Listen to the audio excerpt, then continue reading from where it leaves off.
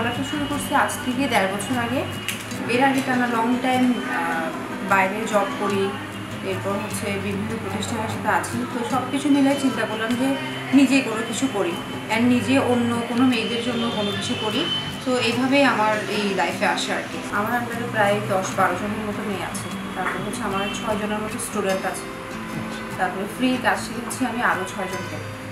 পার্লারটা আমার কাছে মনে হচ্ছে আমার জন্য অনেক বেশি সেফটি, অ্যান্ড আমি এটাতেই অনেক বেশি স্বাবলম্বী মনে করি নিজেকে। একটা সময় মানে বিউটিশিয়ানদের অনেক খারাপ দৃষ্টিতে তাকাতো, আশা করি এখন এই জিনিসটা কারো মধ্যেই নাই। সবাই এখন সুন্দর দৃষ্টিতেই বিউটি লাইনটাকে দেখে।